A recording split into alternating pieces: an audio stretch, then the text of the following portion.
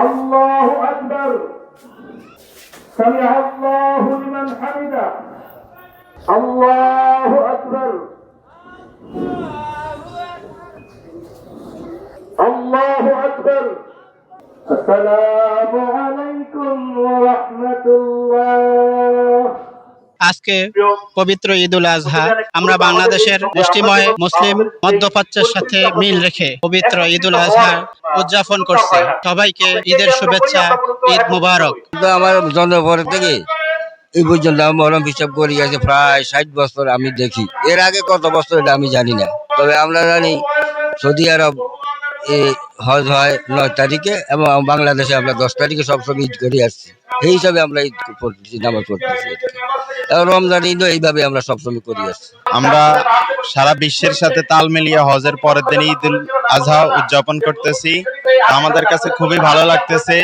আজকে বাংলাদেশের অনেকটি জায়গায় আমাদের সাথে বিশ্বের সাথে তাল মিলিয়ে ঈদ উদযাপন করতেছে। তো আমরা চাই সারা বিশ্বের সাথে তাল মিলিয়ে আমাদের পুরো বাংলাদেশের সব মানুষ একদিন সবার বিশ্বের সাথে তাল মিলিয়ে আমরা ঈদ করবো ইনশাআল্লাহ। আমরা আসলে অনেক বছর ধরেই ঈদ উদযাপন করে যাচ্ছি।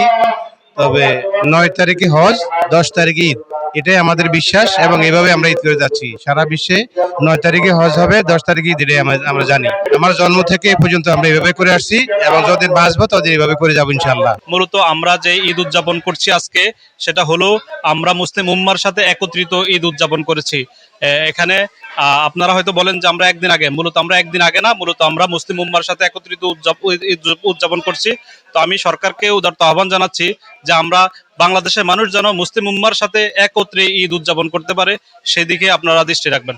আমরা 1928 সাল থেকে আমরা এভাবে ঈদ করে আসছি। গতকাল হজ চলে গেছে, হজের পর দিন কোরবানির আগে দেয়া ঈদের নামাজ, ওই হিসাবে আমরা আজকে ঈদের নামাজ পড়েছি। আমরা আশা করি বাংলাদেশ সরকার সহ বাংলাদেশের আপামর আলেম ওলামা, আপামর মুসলিম জনতা আমাদের সাথে একমত হয়ে আগামী দিনে এভাবে ঈদ করবেন, কারণ বিশ্বের কোটি কোটি মুসলমান আজকে ঈদ উল আজহা পালন করেছেন। ধন্যবাদ।